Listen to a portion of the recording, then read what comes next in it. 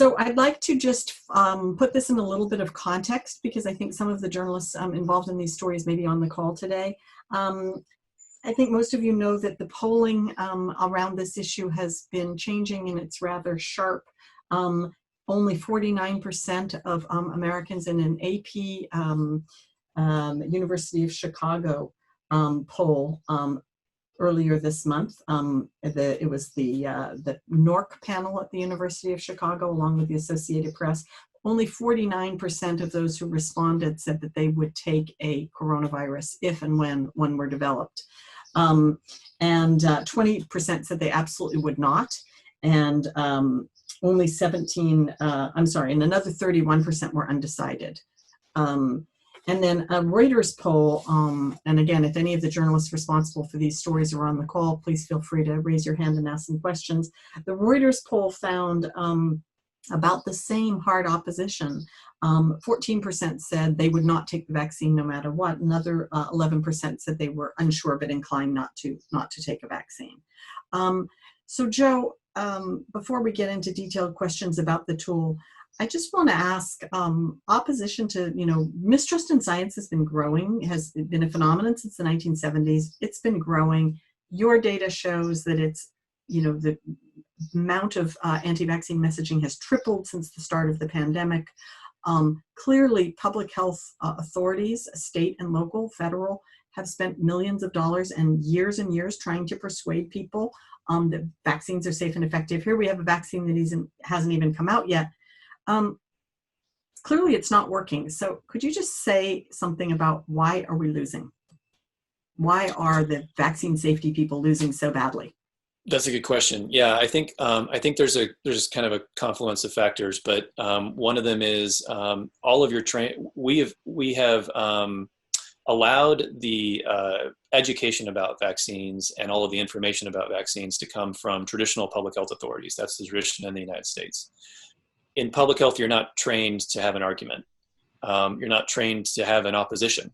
You're not ready for it. You rely on a neutral telling of the evidence, and you hope and expect that the public will listen to you and trust what you're saying and make decisions based on that. That is not the world we live in anymore. And so this tradition of a unidirectional expression of science, I think, is an antiquated one, unfortunately. And that has come, so if you're putting a CDC official or a county health director or a scientist up against hundreds of Facebook pages and tens of thousands, hundreds of thousands of individuals who have predetermined that they're not going to believe what you're saying, and you keep your tactics exactly the same, you just keep sharing your same three talking points that vaccines are safe and effective, you will lose because you're not playing the same game. And along with that has been, like I mentioned earlier, the fragmentation of the media landscape.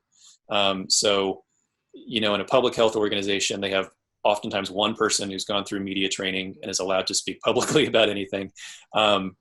Now you have one person's opinion matter as much on Facebook and on another social media account as a world-renowned expert in vaccines. They have the same weight. And so that's a huge challenge. And if you pair that with just growing discontent and frustration with science and with authority, with government, you pair all those things together, it's a perfect storm for where we are now. There's something that's called cause stacking that's going on right now, and all that means is you have the anti-vaccine group used to be driven by really concerned parents with legitimate concerns. They are still there, but now you have celebrities coming in addition. You have a very savvy use of social media. You have constantly shifting talking points. So whatever is going to stick with a particular group, they'll use it. Public health just uses the same talking point over and over and over again, no matter who you are. There's no tailoring involved. And so, yeah, I think it's going to get a lot worse before it gets a lot better. And 10 years ago, people were saying it's going to get a lot worse before it gets a lot better. So we haven't really seen this mobilization that we need to yet on the scientific side and the public health side. Reporters, I think, are doing a very good job of covering the shifts in the landscape and in the anti-vaccination movement. But of course, everyone could be covering it more. But I actually would like to see scientists and public health and other people who have skin in the game, which is almost all of us, be talking about this as well and chipping in. It shouldn't just be on a news organization to inform people, and then we all kind of go, "Oh no, this is horrible," and we go about our days, and nothing changes. Okay, we have a number of questions coming in about the tool and also about the movement itself. Reminder, everybody, please feel free to raise your hand and also put your questions in the Q&A. Joe has kindly agreed to stay on past 12:30 to answer questions, because I think that we are going to run over with so many questions coming in. Let me give you the first question about the movement as a whole. Can you say anything about where the funding for the anti-vaccination movement comes from? And do we think any of this is, foreign, Russian, Chinese, or do we think this is a purely domestic phenomenon? Obviously, we've seen vaccine hesitancy increase in Europe as well. It is a global problem. That's certainly true. And interestingly enough, we get a lot of, here in the U.S., we get a lot of Australians who are opposed to vaccines jump into our conversations, and vice versa. There's a lot of commonality between Australia and the United States. Part of it is the traveling patterns of leaders in the anti-vax movement. They view this as a global opportunity, a global platform. They know how to use social media, and they will go and they will talk where they're invited to talk. The funding is difficult to determine. That is an area for, I think, increased reporting. There are groups, almost all these groups fundraise. So there are open calls for funding. There are some wealthy business people in the United States that are opposed to vaccines and government overreach, as they term it, and they're benefactors to certain groups. Leaders in this movement get speaking fees when they show up. Documentaries are made, and in some cases you pay to view the documentary. So it's funding-wise, it's more disparate and disconnected than public health. Sunny, like you made the point in the beginning, we spend many, many millions of dollars a year promoting vaccines. So there's actually much more funding on the side of vaccines. The problem is that there's not, I would say, a modern strategy behind that funding. And there doesn't seem to be a lot of acknowledgement, a lot of tie-in with public health funding that there is an active opposition working against you, and you need to react to that. The other side is more, there's a narrative that they're working, they're just fighting the good fight, and there are big forces against them, and that can be a really effective fundraising talking point. This conference I showed, you pay a conference fee to go to the conference. So they're just trying everything that they can to, they're a true grassroots movement. They're just like every grassroots movement. They're trying to raise money any way they can. Okay. We do have one question about the tool itself from Michael Bradbury. Joe, can the tool be used to determine whether bots or real people are generating anti-vaccination data conversation trends? Can you distinguish? At the bottom of it might be here. We do a little bit of that work for you. So again, not all of these are bots, but there is some automation behind them. So I can tell you how we do it internally. We triangulate a lot.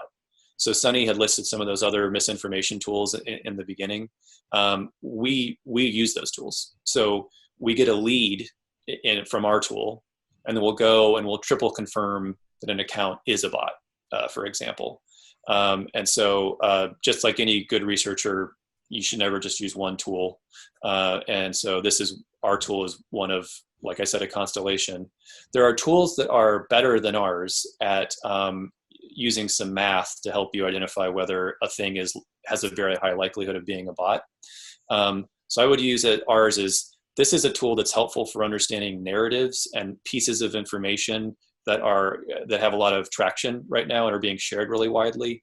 And then you can take this and you can use a couple of the other tools, and you can start building out what's really behind this, who's a more full picture of the spread of misinformation through social networks. Twitter is the easiest site to do that for, because Twitter allows 100% of its data to be available to monitoring platforms and researchers, whereas other sites and networks will give you only a portion of their data, or no data at all. So most of the research you see published is on Twitter. So we have two related questions from in the chat from Anna Miller and Susan Berger. How do you recommend journalists cover the movement without fueling it, Joe?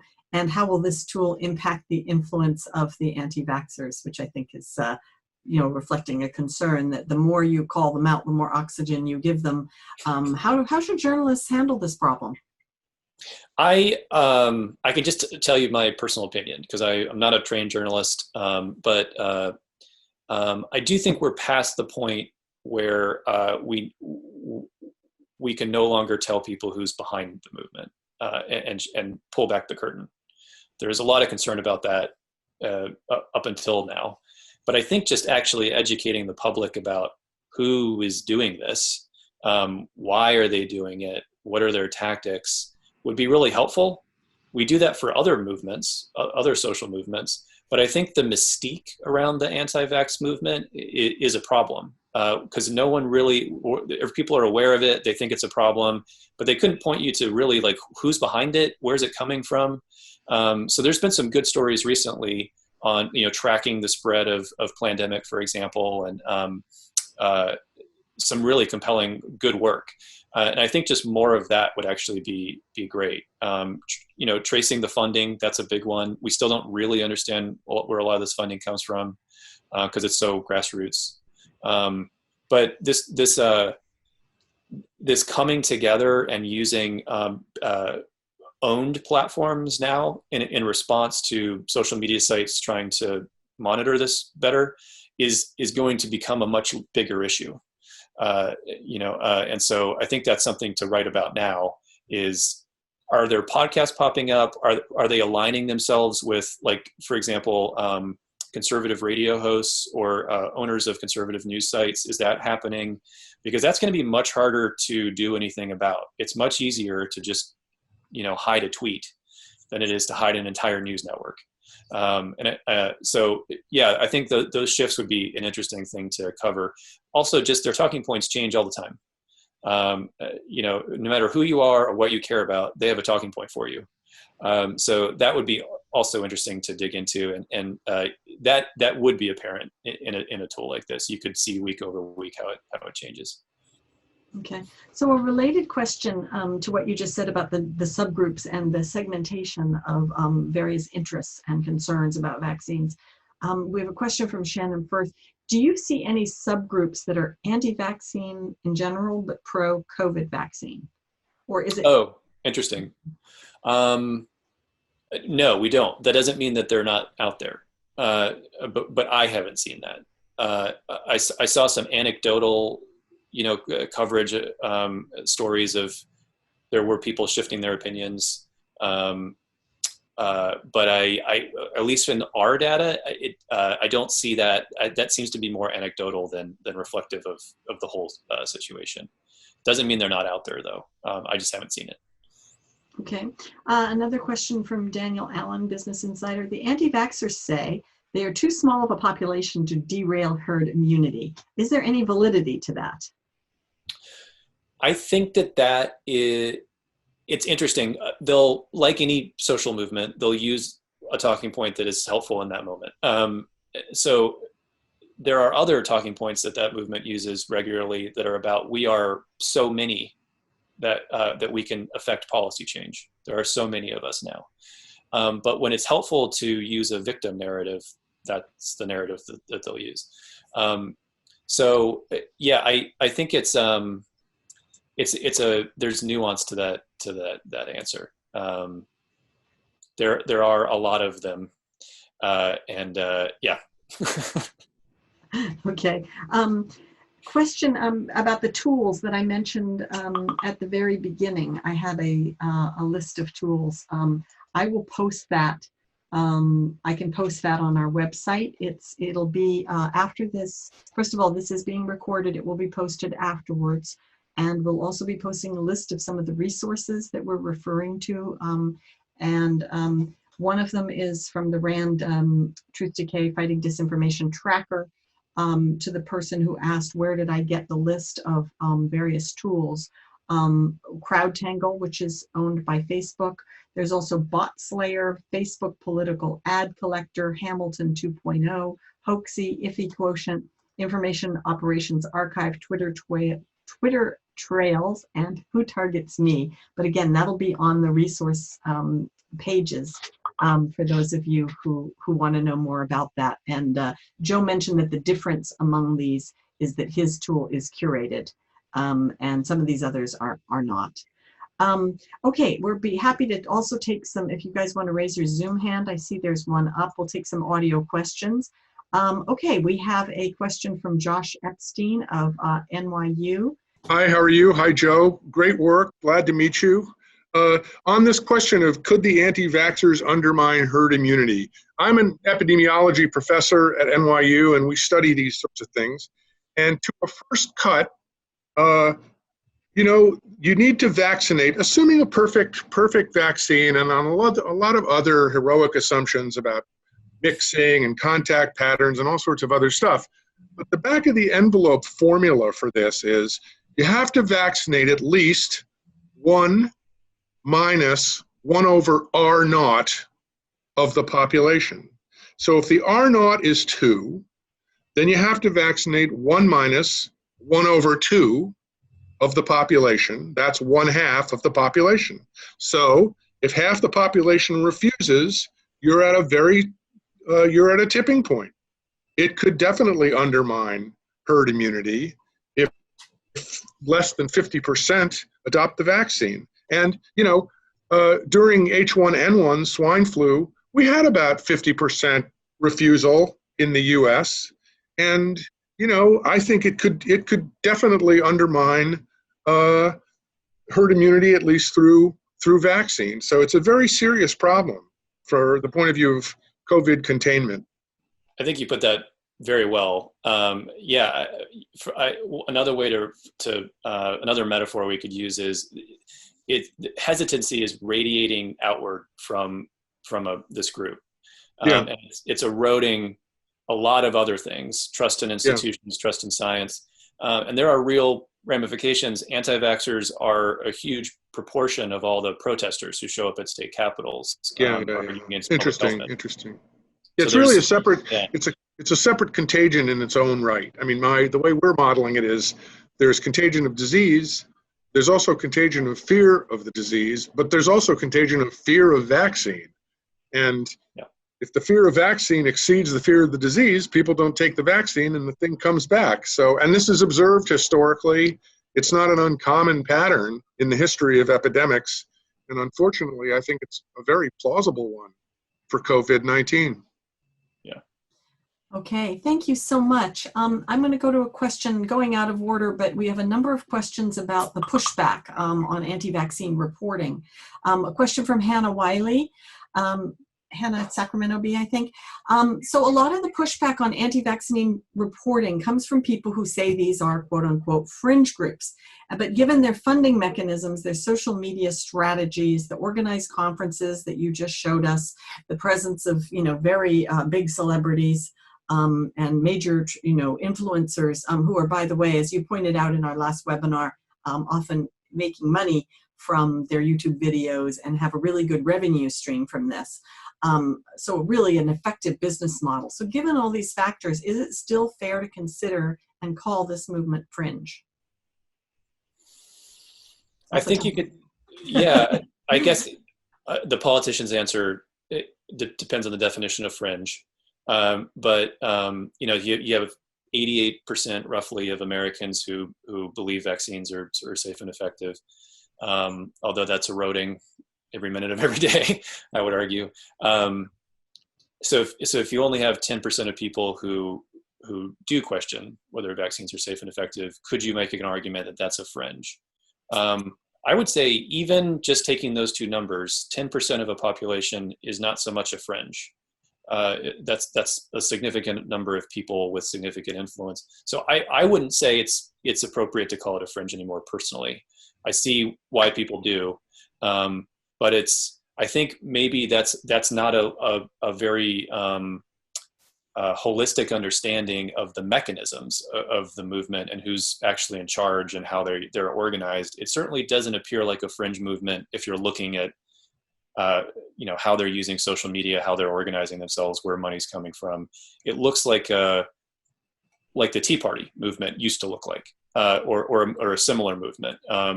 It's only fringe if you're looking at a little piece of it, maybe the group in Sacramento. But if you're looking at the whole global or the whole U.S., it appears much more coordinated than that and less fringy. Okay. Joe, we have a couple of different questions on the quality of the medicines manufactured. I want to go back to the polling data that we had, where the Associated Press poll dug into, why wouldn't you get a coronavirus vaccine? And so concerned about side effects was 70% of the reason. I'd be concerned about getting infected with the coronavirus, 42%. I'm not concerned about getting seriously ill from the coronavirus is 31% of those who said they wouldn't get it. I don't think vaccines work very well in general, or the coronavirus outbreak is not as serious as some people say it is. And then there's my favorite, I don't like needles, 10%, just no. Fair enough.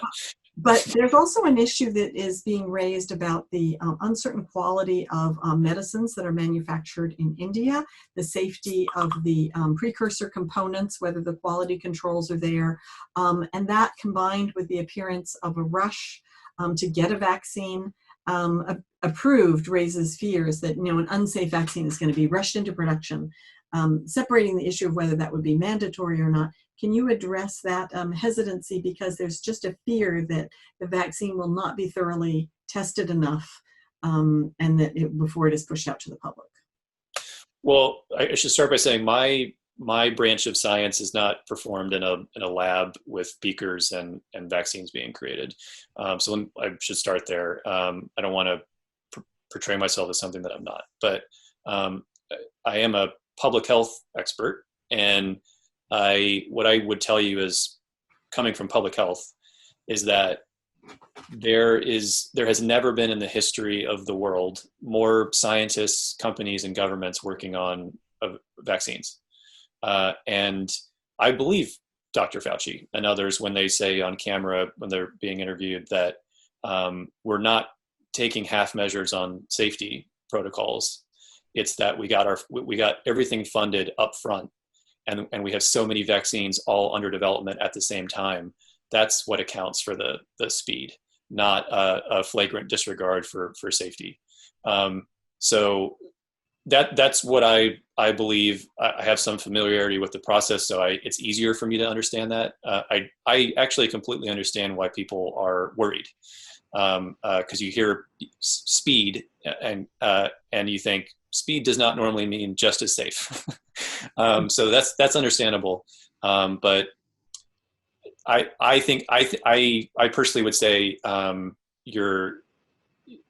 is not a top concern of mine. Actually, a top concern of mine is making sure that we continue to move fast. Okay.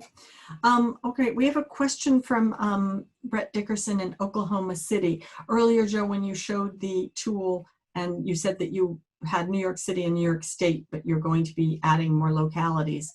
The question is, how granular will your local information be once you get that up on this tool? The safest granularity in terms of being able to make actionable decisions is at the state level. So you can in some cases get lower. Kind of a general rule of thumb, if you're pulling in a media data from a lot of different sources, and by the way, this is all public media data, is if you have a population of 100,000 people or more, they can generate enough information that you could take a public health insight from that. That's kind of a rule of thumb. It's not always true. So, but if you think of it that way, some rural areas, to get to 100,000 people, it's a really big area. Whereas if it's New York City, that's like one city block. So it depends on what's in that outline of the space that we're collecting data from. But generally speaking, if our plan is a state dashboard, and then probably not to go too much below that. Okay, so Oklahoma State, but not Oklahoma City. Yeah. Okay, great. Okay, then back to, we understand you're not a bench scientist, you're a public health expert. So we're going to come back to some of the questions we're getting on how public health officials are responding. Could you give some more detail on your comment about how public health officials respond from an evidence basis? I've already told you the evidence, that's enough, go away. And they don't reframe their messages to address the misinformation. You indicated that that's changing. And at the beginning of the call, for those who are joining late, I said, why are you guys losing? Could you talk about the reframing of messages to address the misinformation and also just, address the fear? It certainly, we are, as a sector, public health, we are behind. We're very much behind the 8 ball, but that's not out of a lack of interest or concern. I think it's out of, you need a different skill set and training to deal with some of these challenges. There's not a lot of people in public health who know how to do a social network analysis, or who are familiar with media monitoring, or who have a background in marketing or media. Their background is their background. And in some cases, it's really hard to get people in public health to talk to each other. They come with an entirely different lexicon. An epidemiologist talking to a health promotion person, sometimes that can be frustrating. So part of it is just the scale of the problem and why it is a problem. It's a lot of it is outside of the domain of the comfort level of people in public health. But if you've decided as a society that that the only people who get to talk about vaccines being safe and effective is public health, well, then that sets you up for an enormous problem. And so I think that's the major challenge right now is public health needing to quickly level up in terms of understanding more about the tactics and strategies and technologies used by this group that has decided that they're not going to listen to you no matter what you say. But also getting better, and this is an ongoing challenge in public health, at just communicating. People with a professional degree in health communications often know a lot about behavior change theory and not so much about communications. And I say that's my field. It's a field that I love, but I think that's a fair criticism.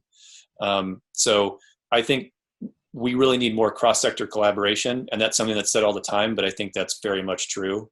Vaccines are a societal issue, and it will take society addressing vaccine opposition. And it is no longer a place where just public health people can be relied upon or expected to respond to it. They need to be in front and forward and the lead, but there need to be other leaders there too. It needs to be media and technology and a lot of other groups. And some of where you see sort of, I would argue maybe the more dynamic or innovative approaches to vaccine promotion would be seasonal flu campaigns.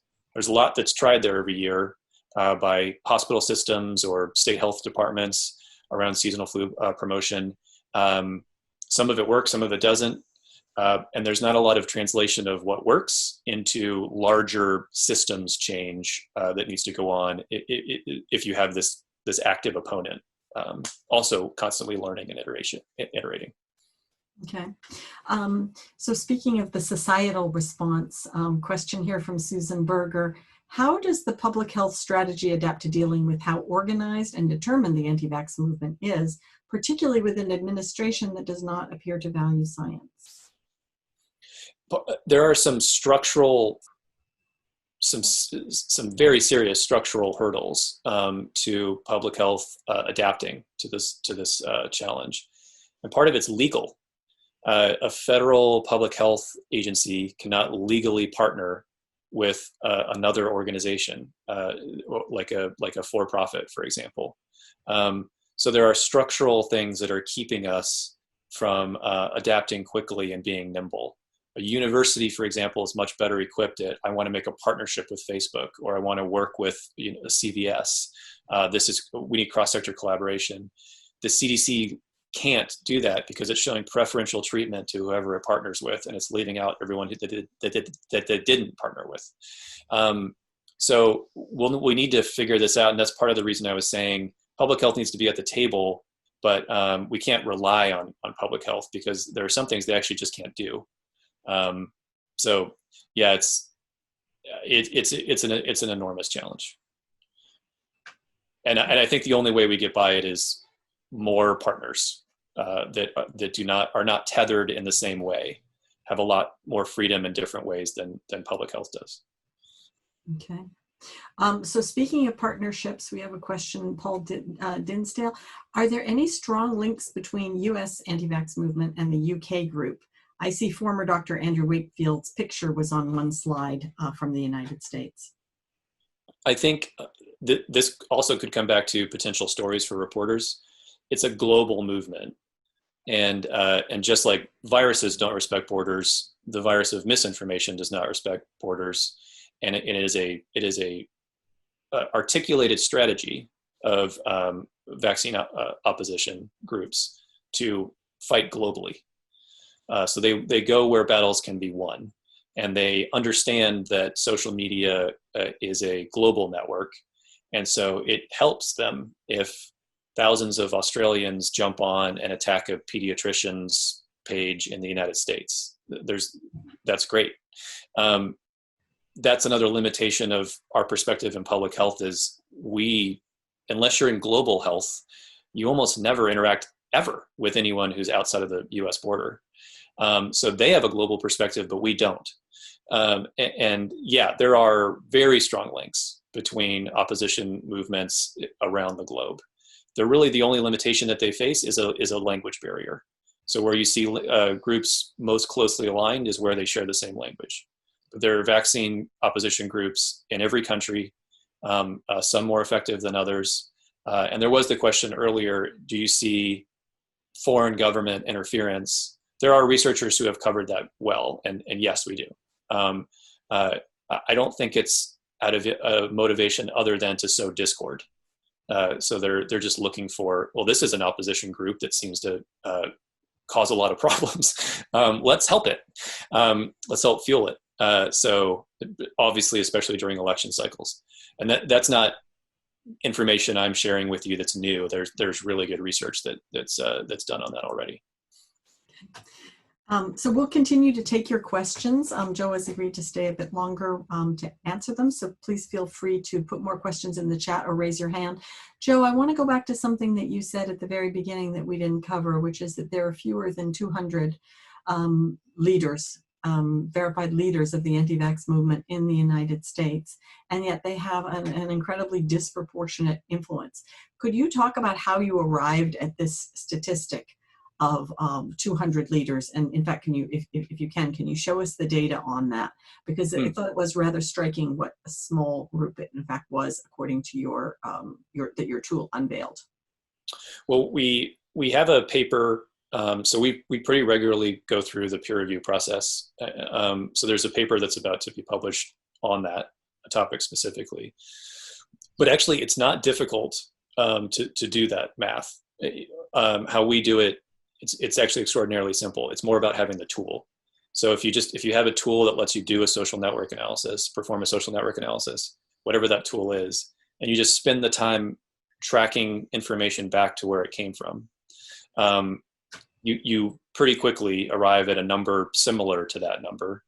There's fluctuations, but if you're looking for accounts that are most connected to other accounts, that most other accounts follow.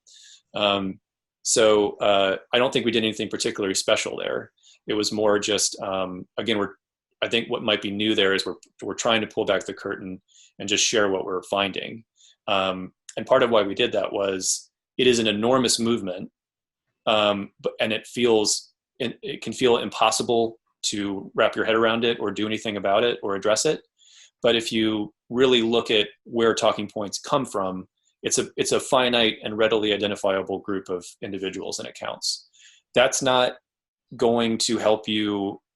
That's the start of a strategy to address it. But it's, if you shut down the accounts of those 200 individuals, that's not stopping vaccine opposition. The reason we're sharing that information is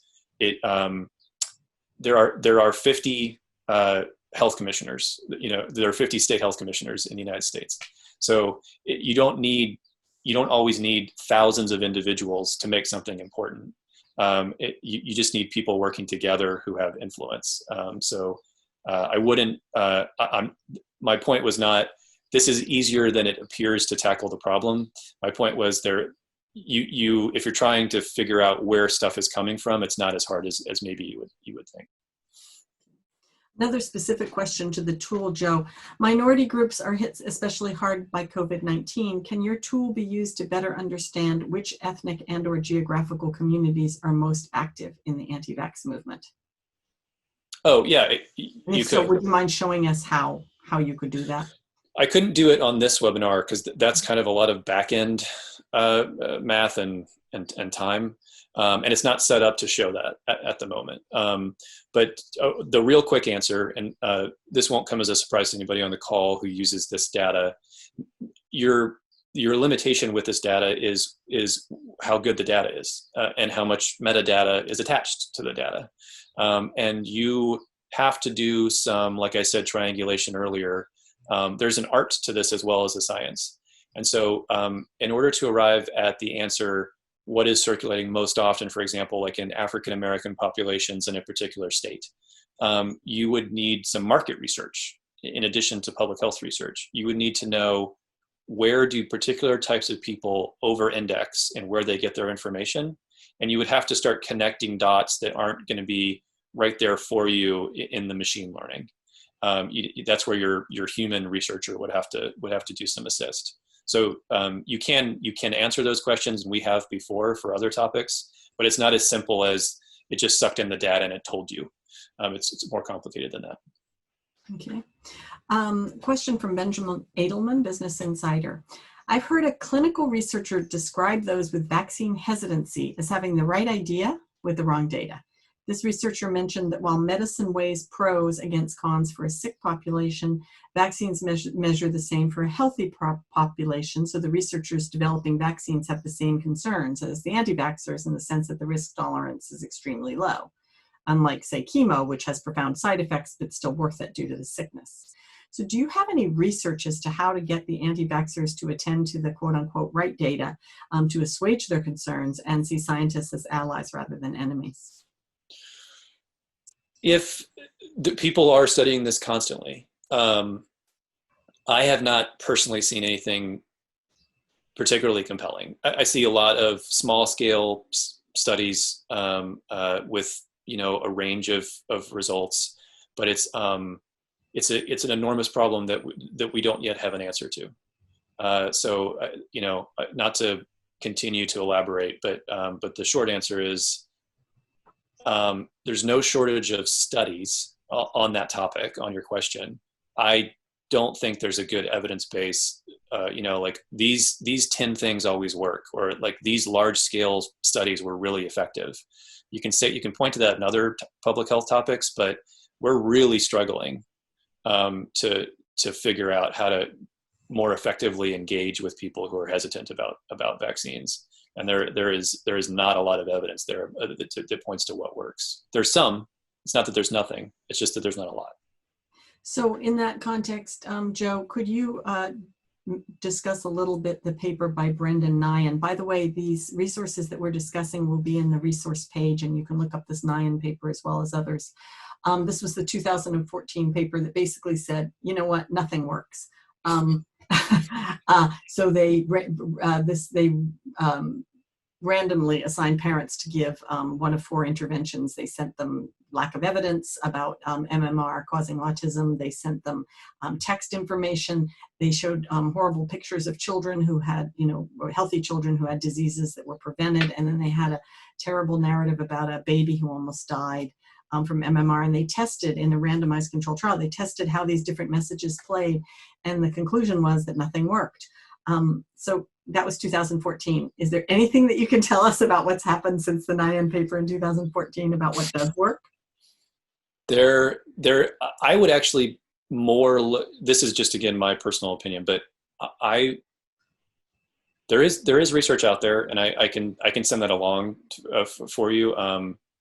So it's not that it doesn't exist, but I think a flaw in our strategy so far has been not borrowing from other fields as much as we probably should be. So there's a growing field, for example, that just focuses on misinformation. And it's not focused specifically on vaccine hesitancy, but it's focused on how do you counter misinformation. There is a lot there that we could be learning from. And I think we unnecessarily put blinders on if we only consume the new research on vaccine hesitancy and we ignore these other areas that we have a lot to learn from. Okay. So finally, what's the message that journalists should convey to the public about the anti-vax movement, besides the fact that science has proven vaccines do not cause autism, for example? I think digging into the movement would be helpful. It's global, it's organized. Where is the funding? I think just more reporting on really who's behind this and cause stacking. What is individuals who show up with an AR-15 and they're concerned about government overreach at a state capitol protest? If half of the people who are there are also parents who are concerned about vaccine safety, but those two groups are saying the same thing, to me, that's a story that I don't fully understand, but I want to. And that's happening across the whole US. And it feels very nascent, feels very real right now, and urgent to understand that. And I'm sure that that's going on in a lot of other countries because it's a global pandemic. And so that, I think, to me, that would be a very interesting story, is not just dissecting the movement and helping me understand it, but also this cause stacking that seems to be accelerating at a faster rate than in the past. We've got a question from Liz Sabo of Kaiser Health News on the Zoom. Tyler, can you unmute Liz? Yeah, I was just listening to a great podcast about correcting misinformation, or the idea that listening to Taylor Swift causes Alzheimer's. But they were saying that when you want to refute that message, you have to do it in a way that doesn't repeat the initial falsehood. Because even if you say listening to Taylor Swift does not cause Alzheimer's, you're sort of repeating it and letting that stick in people's minds. Do you have any suggestions, if people bring up anti-vaccine arguments that are not true, how do you correct those without reinforcing them at the same time? I have a slightly unpopular opinion on that topic. I think the core of it is true. That's a accurate strategy, and it reflects what you see in the research. But I think what's missing there perhaps is an acknowledgement that there is a point where something has been seen and heard so many times that you can, I would argue, safely talk about it. You're not making it worse. What you're actually doing is helping people understand what they've already seen. And that's something I don't think public health really gets right now, because I hear that refrain a lot is, I can't even mention that vaccines don't cause autism because that's making the problem worse. And my reaction when I hear that, and I still hear that regularly, is I think this is something everyone has heard. I think it's okay to just say vaccines don't cause autism. Like that's not a new idea or a new myth. And it's like the Plandemic documentary.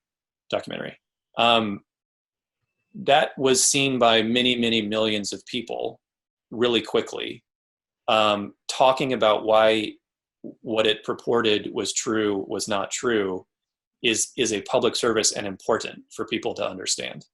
And so I think a better understanding and more research on when is something tipped to a point where we actually need to talk about it and inform people, and when is something too risky to fan. And I don't think we really get that. And we certainly don't really get that in public health. I think there's a lot of extreme concern in just talking about any myth at all, ever. And I don't really agree with that premise.